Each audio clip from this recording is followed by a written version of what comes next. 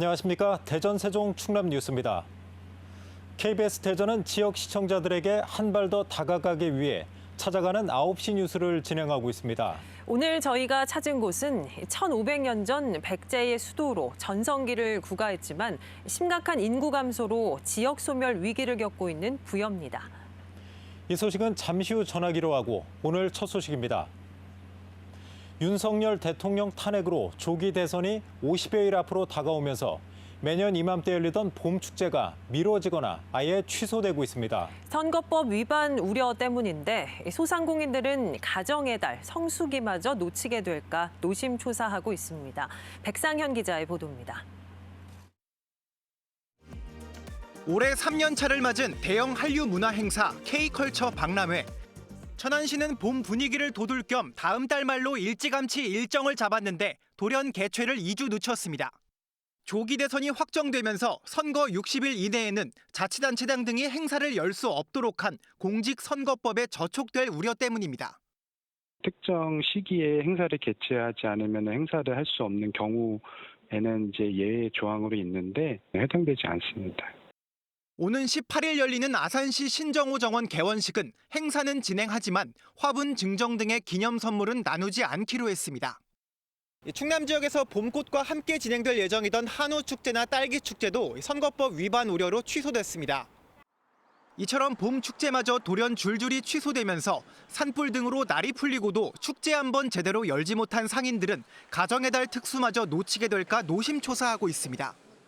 성대하게 치러져서 계속 이곳이 그렇게 많이 알려졌는데 올해는 좀 아쉬운 점이 많아요. 20, 30% 많은 데는 절반 가까이 매출이 줄었다고들 하네요. 전문가들은 과도하게 규제 중심적인 공직선거법의 문제를 지적합니다. 모든 행사들을 사실상 규제 대상으로 삼는 것은 지자체의 활동이나 아니면 민간의 활동까지도 위축시키는 그런 문제가 있다고 봅니다. 정기적인 선거가 아닌 경우 갑작스러운 행사 취소로 인해 시민과 소상공인이 피해를 볼 수 있는 만큼 보완할 수 있는 방안에 대한 고민이 필요해 보입니다. KBS 뉴스 백상현입니다. KBS에 찾아가는 9시 뉴스. 오늘은 백제의 마지막 수도 부여를 찾았습니다. 부여는 1500년 전 백제 시대의 자취를 간직한 유서 깊은 역사문화 도시지만 요즘 계속되는 인구 감소 문제로 큰 고민에 빠졌습니다. 특히 65살 이상 인구가 40%가 넘을 정도로 고령화가 심각해서 지역이 소멸할 수도 있다는 위기감이 갈수록 커지고 있는데요. 먼저 인구 위기 실태를 박혜평 기자가 짚어봤습니다. 부여읍의 한 농촌 마을. 한낮인데도 골목을 오가는 노인만 간혹 보일 뿐 인적이 드뭅니다. 마을 곳곳에는 폐허가 된 빈집과 집이 있었던 공터가 자리 잡고 있습니다. 한때 70가구가 넘게 살았던 이 마을은 40% 넘게 인구가 줄었습니다. 살고 계신 어르신이 돌아가시면 빈집이 되고 다시 채워지는 경우가 드뭅니다. 마을 식사하는 자리가 있어요. 그때 전에는 3상, 4상 했던 것이 지금은 2상 또 안 될 때도 있고 그러다 보니까 인구 감소가 어르신들이 많이 돌아가셔서 올해 부여군 인구가 끝내 6만 명 아래로 떨어졌습니다. 지난달 말 기준 부여군 전체 인구는 5만 9,215명으로 이 가운데 65세 인구가 41.7%, 60세 이상 인구는 절반을 넘어섰습니다. 65세 이상 인구가 20%를 넘으면 초고령 사회로 분류되는데 그 배가 넘는 초초고령 사회가 된 겁니다. 지난달 부여군에서는 8명의 아기가 태어났지만 13배에 가까운 101명이 고령으로 숨졌습니다. 이런 현실은 지역 유일의 소아과 의원 폐원으로 이어졌고 자치단체의 호소와 지원으로 간신히 명맥을 유지하고 있습니다. 고령화와 공동화의 악순환을 끊기 위해 매년 수백억 원을 쏟아붓고 있지만 만족할 만한 성과는 없습니다. 그렇다고 포기할 수도 없는 노릇입니다. 어느 정책 하나로 해소될 수 있는 문제는 아니라고 생각하고 기본적으로 일자리, 주거 이런 문화적인 여러 분야의 정책을 이제 복합적으로 추진해야 된다고 생각하고 지역을 살릴 골든타임이 그리 길어 보이지 않습니다. KBS 뉴스 박혜평입니다. 이런 인구 감소는 부여군을 포함해 상당수 농촌 지역이 겪고 있는 문제인데요. 청양이 3만 명, 금산이 5만 명이 붕괴된 데 이어 부여마저 6만 명이 무너지면서 소멸 위기감이 큰 상황입니다. 이 자리에 박정현 부여군수 나오셨습니다. 군수님 안녕하세요. 네, 어서 오십시오. 안녕하세요. 네, 앞선 리포트 함께 보셨지만 현장에서 직접 느끼는 인구 위기 또 지역 소멸 위기감 어느 정도인가요? 네, 올해 우리 부여군에서는 초등학교 한 군데, 중학교 한 군데가 폐교됐습니다. 그리고 초등학교 한 군데가 분교로 전환됐습니다. 작년에 우리 부여에서 태어난 아이가 114명입니다. 돌아가신 어르신들이 1,031명, 예. 917명 정도의 자연검도가 이어졌습니다. 예전에는 청년 인구가 도해지로 유출한 것이 가장 큰 감소 요인이었는데 지금은 오히려 나갈 청년 인구조차도 이제 없어질 정도고 아이 안 낳는 게 가장 큰 인구 감소 요인입니다. 네. 들어보면 상당히 좀 심각한데요. 지금 보면 전국 220여 개 시군구 가운데 30% 이상이 이제 소멸 위기에 처해 있다고 해요. 네. 이제 부여군은 여러 가지 노력을 하시는데도 불구하고 인구 감소가 계속되는 이유 뭐라고 좀 보시나요? 일단 시대 흐름과 무관하지 않는 것 같습니다. 요즘에 젊은 사람들이 뭐 3포, 4포, 5포를 넘어서서 이제 N포 세대라고 하지 않습니까? 모든 것을 다 포기하고 혼자 살겠다는 거죠. 이런 것들이 비혼으로 이어지고 저출산으로 이어지고 그리고 그나마 있는 젊은 청년들은 일자리를 찾아서 기회를 찾아서 자꾸 도해지로 가기 때문에 더욱더 농촌 지역은 인구 소멸 위기가 더욱더 심각하다 이런 말씀 드립니다. 네. 다음 뉴스 보시고 군수님과 이제 계속 말씀 나눠보겠습니다. 그렇다면 소멸 위기에서 벗어나기 위해서는 어떻게 해야 할까요? 인구 감소는 생활 인프라의 부족으로 이어져 주민들 삶의 질을 떨어뜨리고 이는 다시 인구 감소로 이어지는 악순환에 빠지게 되는데요. 부여군은 관광객 유치를 통해 생활 인구를 늘림으로써 경제 자생력을 높여 지역 소멸을 늦추는 데 사활을 걸고 있습니다. 이현경 기자의 보도입니다. 화사한 연꽃들이 피어 1500년 서동요의 사랑 이야기를 전해주고 낙화암의 절경이 백마강을 무대로 펼쳐집니다. 백제의 호국 사찰 정림사지 일대에선 국가유산 야행이 펼쳐지고 야간 개장을 시작한 백제 문화단지는 잠들지 않는 1500년 고도의 신비를 더합니다.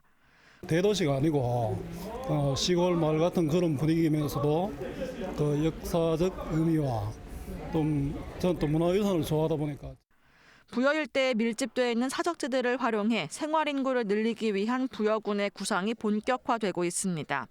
실제로 부여군의 생활 인구 수는 35만여 명으로 6만 명에 못 미치는 주민등록 인구보다 6배가량 많은 상황입니다. 생활 인구는 지역 경제의 역동성과 새로운 형태의 부가가치를 창출하는 데서 매우 중요하다고 할 수 있겠습니다. 하지만 아직까진 생활인구 수가 인접한 공주의 절반에 그치는 등 생활인구 유입은 미진한 상황.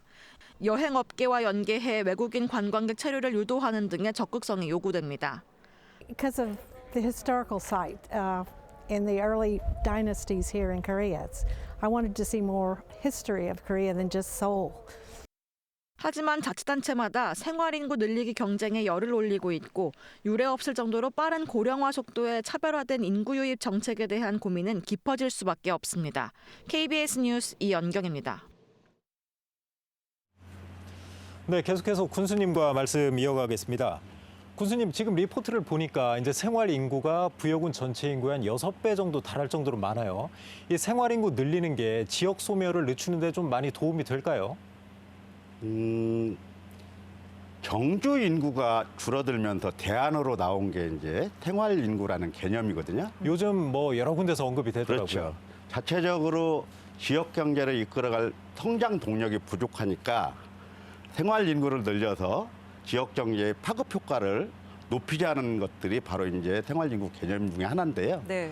부여 같은 경우는 그나마 백제 고도로 역사문화유산이 많다 보니까 그렇죠. 뭐 백제문화제도도 있고 또 토동연구축제도 백제문화와 연관이 있거든요. 이런 것들을 통해서 생활인구를 늘려왔던 거죠. 그러면서 또 저희들이 이제 요즘에는 도시 사람들이 주말에 농촌 지역에 와서 일도 하고 쉬었다 가는 워케이션 개념 같은 것들이 이제 많이 발달하고 있어요. 그렇습니다. 그런 것들을 쭉 하면서 인구가 늘었는데요. 비록 여기서 살지는 않지만 우리와 지역 사람들과 교감하는 타 지역 사람들을 얼마나 많이 커뮤니티를 만들어낼 수 있는가가 생활인구의 관건이 될 수 있습니다. 그런 점에서 굉장히 다양한 프로그램을 만들어야 되고 또 그분들이 왔을 때 내가 여기서 쉬었다 갔다 또 뭔가 유익한 일을 할 수 있다. 이런 것들이 어느 정도 보장이 돼야 다시 재방문할 확률이 높아지거든요. 그런 점에 착안해서 우리 공무원들과 함께 지역 주민들과 함께 여러 가지 만들어 가고 있습니다. 네. 군수님이 이제 말씀하신 것처럼 부여는 이제 관광 자원도 풍부하고요. 또 뭐 멜론이라든가 이제 농산물 쪽에서도 아주 지금 뭐 세계 이제 해외에도 이제 농장 건설하시고 하시는데 꼭 생활인구뿐만이 아니고 자체적으로도 좀 젊은 층 유입을 위한 그런 자체 사업은 진행하는 건 없으신가요? 서울시와 함께하고 있는 서울농장 같은 경우 저희들이 하고 있거든요. 네. 연인끼리 또 가족끼리 이렇게 와서 농장을 직접 체험하기도 하고 농촌에 있다가 가는 건데요. 지금 몇 년째 하고 있습니다. 네. 그런데 다들 이렇게 신청이 꽉꽉 찹니다. 효과를 좀 주말 많이 농장 같은 네. 건가요? 네. 예. 효과를 좀 많이 보고 계신가요? 그런 것들 때문에 다른 도시에 비해서 체류 인구가 조금 높고 또 체류 인구들이 와서 써주는 카드액을 보면 전국 평균 10만 6천 원인데 우리 부여는 12만 9천 원이니까 뭔가 부여에서는 돈 쓸 일이 조금 더 있는 거죠. 네. 네, 사실 그리고 정부 차원에서도 지역 소멸을 막기 위해서 다양한 정책을 펴고 있습니다만 사실 뚜렷한 효과는 나타나지 않는 것 같습니다. 인구 정책과 관련해서 일선 자치단체장으로서 정부에 좀 하고 싶은 말씀이 있다면 마지막으로 여쭙겠습니다. 출산율이 저조하고 그러다 보니까 출산과 관련해서 정부가 그동안 10여 년 동안 써왔던 예산이 무려 200조 가까이 됩니다. 네. 그리고 문재인 정부 때 지역 소멸 대응 기금이라고 해서 농촌 지역에 일정하게 매년 예산을 많이 지원을 합니다. 그럼에도 불구하고 많은 정책들을 사용했지만 현재 백약이 무효일 정도로 농촌 지역의 인구 감소율이 아주 극심한 지경에 이르르고 있습니다.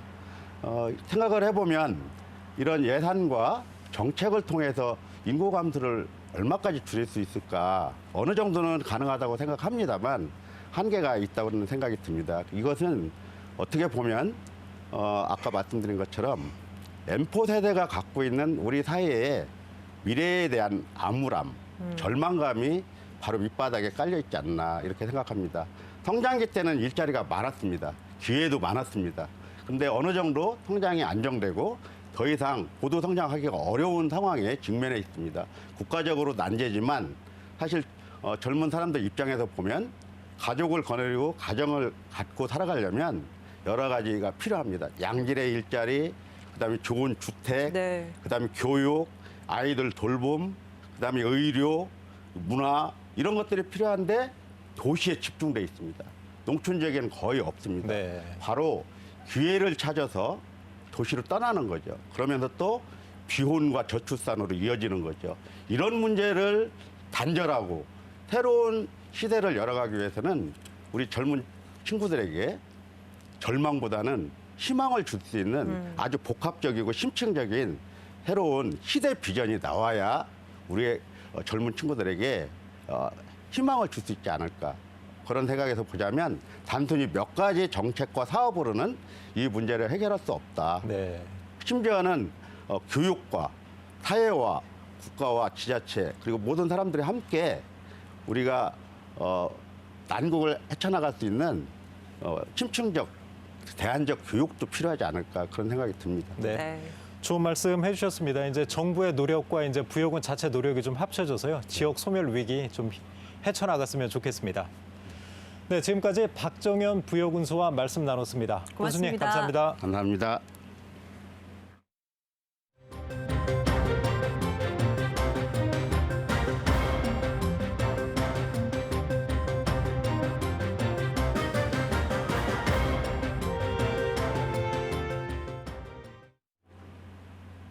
네, 계속해서 일반 뉴스 전해드리겠습니다. 서해의 보고로 불리는 천수만은 바다의 그린벨트 격인 수산자원 보호구역으로 지정돼 50년 가까이 각종 규제를 받아왔습니다. 이 가운데 일부 면적이 보호구역에서 해제돼 홍성군의 해양 관광 개발이 본격 추진될 전망입니다. 성룡희 기자입니다. 천수만 수산자원 보호구역에 포함된 국미항입니다. 앞바다에 잔디밭이 깔린 널찍한 구조물이 떠 있습니다. 2014년 해양수산부 허가를 받고 해상 낚시터로 조성된 곳이지만 지금은 해상공원으로 운영 중입니다. 조성 1년 만에 감사원 감사에서 수산자원 보호구역에는 허용되지 않는 시설물로 지적됐기 때문입니다. 저거를 최대한 활용을 해가지고 저희 주민들 소득 창출에 또 이바지 될 수도 있는 것이거든요. 저거 할 수 있는 그런 여건이 안 되더라고요. 촘촘한 규제에 보호구역으로 묶인 상당수 어촌 마을이 인구 감소와 맞물려 점차 쇠락의 길을 걸을 수밖에 없었습니다. 이에 인접바다 전체가 보호구역인 홍성군이 6년 전부터 해제를 추진했고 이번에 일부 면적이 해제됐습니다. 1978년 지정 이후 무려 47년 만입니다. 해제된 곳은 홍성군 남당항과 국미항, 죽도 일대 등 94만 제곱미터. 주민들은 특히 열악한 숙박 인프라가 개선될 것으로 기대하고 있습니다. 남당항 같은 경우는 이제 연중 3회 축제를 하는데 3분의 2는 밖으로 나가서 주무시고 그냥 가죠. 그래서 그런 아쉬움이 너무 많았어요. 홍성군은 해안 관광도로 건설 등 그동안 규제에 막혀있던 사업들을 본격 추진할 계획입니다. 서부 해안 관광 벨트를 구축할 것이고요. 대규모 체육시설, 숙박시설, 상업시설에 대한 민간 투자를 유치해서 이번 보호구역 해제가 소멸 위기에 놓인 어촌 마을을 되살리는 전환점이 될 수 있을지 주목됩니다. KBS 뉴스 성룡입니다. 카이스트 초빙 교수이자 K-팝을 대표하는 가수인 지드래곤 권지용 씨의 노래가 어젯밤 우주로 쏘아 올려졌습니다. 국내에서는 첫 시도인데요. 지드래곤의 노래는 광활한 우주에서 새로운 팬을 만나기 위한 항해에 나섰습니다. 이정은 기자가 보도합니다. 깜깜한 밤 카이스트 인공위성 안테나가 멀리 우주를 향해 교신을 시작합니다. Hello, this is G-Dragon. 첫인사에 이어 지드래곤의 신곡 홈 스위트 홈의 음원이 우주로 쏘아 올려집니다. 지드래곤님의 음악은 생일인 8월의 별자리, 사자자리를 향해 전송되며 지드래곤의 음원은 차세대 소형 위성 2호를 거쳐 전 우주로 다시 한번 송출되는데 사라지지 않고 우주를 영원히 유영하게 됩니다. 해외에서는 2008년 비틀스의 음악을 미국 항공우주국을 통해 우주로 보낸 적이 있지만 국내에서는 이번이 첫 시도입니다. 우주의 탄생을 뜻하는 빅뱅으로 가수 생활을 시작한 지드래곤은 마치 집과도 같은 우주에 노래를 돌려보내는 마음으로 홈 스위트 홈을 골랐다고 설명했습니다. 우주로 뭔가 보내는 게 집으로 보내는 느낌이에요. 빅뱅으로. 예. 굉장히 설레이고 집을 찾았으면 좋겠다 정도인 것 같아요. 지드래곤의 음악은 우주 어딘가에 있을 지금은 알 수 없는 존재를 향한 소통의 수단이 됐습니다. 우리가 알지 못하는 저 미지의 어떤 존재들과 소통할 때 예술이야말로 가장 그들의 마음에 닿을 수 있는 하나의 도구가 아닐까 싶고요. 카이스트는 인류 문화를 우주에 영구 보존하고 다른 문명과 소통을 꿈꾼 예술적 시도라며 올가을 출범하는 AI 엔터테크 연구센터를 통해 과학과 예술의 융합 연구를 본격화할 계획이라고 밝혔습니다. KBS 뉴스 이정은입니다. KBS 대전에 290억 공원 짓자마자 부수고 대전시의 이상한 행정 집중 취재 보도가 모교 언론인클럽이 주관한 올 1분기 이달의 기자상을 수상했습니다. 모교 언론인클럽은 오늘 모교 언론인상 시상식을 열고 대전시가 추진한 제2문화예술 복합단지 조성 사업에 대한 문제점이 KBS 보도를 통해 드러났다며 수상작 선정 이유를 밝혔습니다. 또 심사평을 통해 해당 보도는 정책 감시라는 언론의 소명을 충실히 했다고 덧붙였습니다. 뉴스를 마칩니다. 시청해주신 여러분 고맙습니다.